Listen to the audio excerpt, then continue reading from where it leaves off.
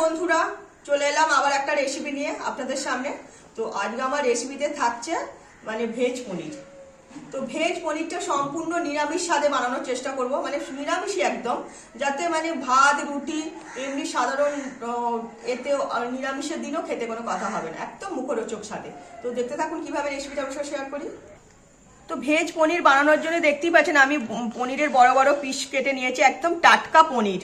তো তাই জন্য আমি পনিরটা কিন্তু ভাজবো না, পনির না ভেজে আজকে আমি রান্না করব, যেহেতু টাটকা একদম পনিরটা, তো তার জন্য। আর এখানে ভেজের মধ্যে দেখতেই পাচ্ছেন শীতের মোটামুটি সব রকম সবজি দিয়েইছি, ফুলকপি, তারপর হচ্ছে গাজর, মটরশুঁটি, একটু বিনস, তো এই সব দিয়েই আজকে আমার ভেজ পনিরটা রান্না হবে। তো তারপরে যা দেবো দেখাতেই থাকবে। তো কড়াইতে আমি তেল দিয়ে দিয়েছি, রিফাইন তেল। তো এর মধ্যে আমি একেবারে ফোড়ন হিসাবে দিয়ে দিচ্ছি দারচিনি, লবঙ্গ, এলাচ আর একটা তেজপাতা।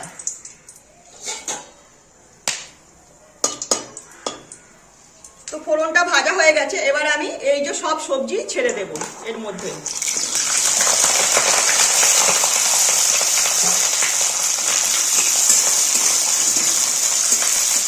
সবজিটা আমি ভালো করে প্রথমে ভেজে নেব, একদম কালার আসা পর্যন্ত অপেক্ষা করবো না, লাল করবো না, এরকমই থাকবে, কিন্তু যাতে ভাজা হয়। এর মধ্যে আমি এখন পরিমাণ মতো এবার নুন দিয়ে দেবো, যাতে এখন নুন দিলে নুনটা টেনে নেবে ভালো মতো।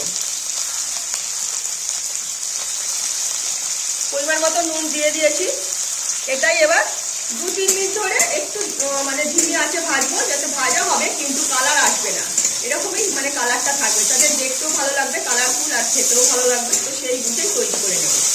দেখতেই পাচ্ছেন আমার সবজিগুলো ভাজা হয়ে গেছে, ভালো মতো কালার চলে এসেছে হালকা হালকা, কিন্তু আমি বলেইছিলাম বেশি কালার করবো না, ভাজা হবে কিন্তু এরকমই কালারটা থাকবে। তো আমার এবার পুরো রেডি হয়ে গেছে। এবার আমি এর মধ্যেই মশলা দিয়ে দেব। এখানে আমি পরিমাণ মতো টক দই দিচ্ছি। এই সবজিটা বানানোর জন্য আমি 2 চামচ টক দই ব্যবহার করছি। 2 চামচ টক দই দিয়ে দিয়েছি।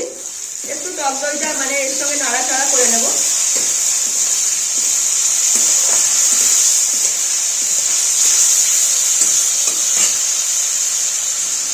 এখানে চানা মশলা আছে, চানা মশলাটাও দিয়ে দিলাম, 1 চামচেরও কম চানা মশলা দিলাম।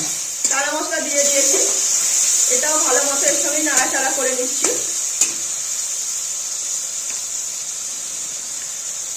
এখানে কাজু, কিশমিশ আর পোস্ত আর হচ্ছে কিনা যে মগজদানা বেটে রেখেছি, সেটা এর মধ্যে ছেড়ে দিলাম। অনেকগুলো কিশমিশ ভালো মতো কাটা হয়নি, তো সেটাও এর মধ্যে দিয়ে দিলাম। হালকা একটু কালারের জন্য একটু কাশ্মীরি লঙ্কার গুঁড়ো ব্যবহার করলাম, একদম সামান্য। এবার ব্যালেন্স মতো চিনি দিয়ে দেব। এইটাই আমি ভালো মতো এবার নাড়াচাড়া করে নিচ্ছি। একটুখানি ওয়েট করবো যাতে সবজিগুলো একটু সেদ্ধ হয়ে যায়।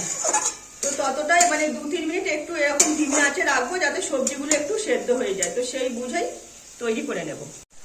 তো আমি 5 মিনিট মতো এরকমই ধিমি আঁচে রেখেছিলাম। তো দেখতেই পাচ্ছেন উপর থেকে আবার তেলটা ছেড়ে আসছে। তো আমার খাবারটা পুরো রেডি হয়ে আসছে। এবার এর মধ্যেই অল্প একটু আমি গোলমরিচ গুঁড়ো দিয়ে দিলাম। একটু গোলমরিচের গুঁড়ো দিলে টেস্টটা ভালো হয়। আর সঙ্গে একটু ঝালের জন্য কাঁচা লঙ্কা ব্যবহার করলাম, যেহেতু আমার কোনো ঝাল লঙ্কার গুঁড়ো দেওয়া হয়নি। তো দেখতেই পাচ্ছেন আমার পুরো একদম খাবারটা পুরো মাখো মাখো হয়ে আসছে। এবার এর মধ্যে আমি এবার অল্প করে জল ঢেলে দেব।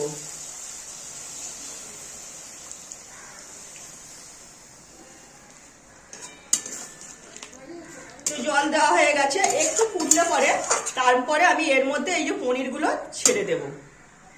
একটু ফুটতে দেবো, তারপরে আমি পনিরগুলো দেব।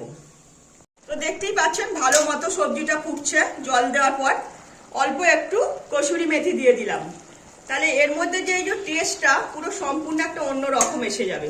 কসুরি মেথি দিয়ে দিয়েছি। এবার এই যে এখানে পনির, তো সেগুলো আমি ছেড়ে দেব।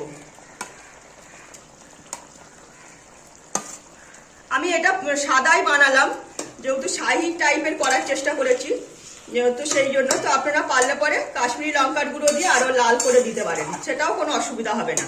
এটা আর কি দেখতে ভালো লাগবে, কিন্তু এটা যদি আমি সাদা না করতাম, তাহলে এই যে কালারফুল যে সবজিগুলো আছে সেটা বোঝা যাবে না।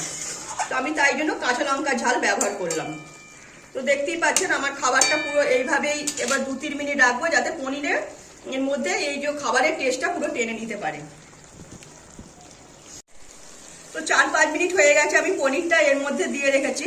তো আমার খাবারটা রেডি হয়ে আসছে। তো এর মধ্যে আমি একটু খোয়া ক্ষীর গ্রেট করে দিয়ে দিচ্ছি। খোয়া ক্ষীর দিলে এর মধ্যে টেস্টটা একটা সম্পূর্ণ অন্যরকম আসবে। এটা আপনারা দিলেও দিতে পারেন, নাও দিতে পারেন।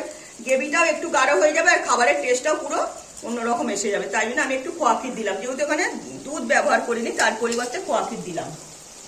আর সঙ্গে দিচ্ছি অল্প একটু গরম মশলা, সামান্য একদম।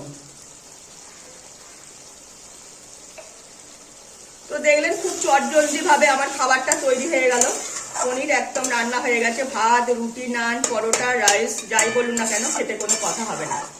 তো আমার খাবারটা পুরো রেডি হয়ে গেছে, আমি এবার নামিয়ে নেব। তো দেখলেন কত সিম্পল পদ্ধতিতে আজকে আমি পনিরটা আপনাদের সঙ্গে শেয়ার করলাম। এই দিয়ে তো রাইস খেতে দারুণ লাগবে। তো রাইস বলুন, নান, পরোটা যাই বলুন না কেন, তো এই নিয়ে কোনো কথা হবে না। তো আমি যেভাবে বানালাম একদম সম্পূর্ণ নিরামিষ খাবার। আমি আগেই বলেছি আমি এইতে মানে কাশ্মীরি লঙ্কাগুলো বেশি ব্যবহার করলাম না। সেটা যদি দিতাম আরো লাল লাল হয়ে যেত, তাহলে খাবারটা একটু অন্যরকম লাগতো। তো তার জন্য আমি পুরো একদম সাদাই বানালাম, যাতে এর টেস্টটা যে পোস্ত থেকে শুরু করে কাজু কিশমিশ যে টেস্টটা আছে না, সেটা যাতে এর মধ্যে থাকে। তো সেই বুঝেই খাবারটা তৈরি করেছি। তো একবার অবশ্যই বাড়িতে এইভাবে বানিয়ে দেখবেন। ভালো লাগলে লাইক, শেয়ার, কমেন্ট, সাবস্ক্রাইব করুন আমার চ্যানেলটাকে। তো আজ মতো আমার রেসিপি এখানেই শেষ করুন। সবাই ভালো থাকবেন।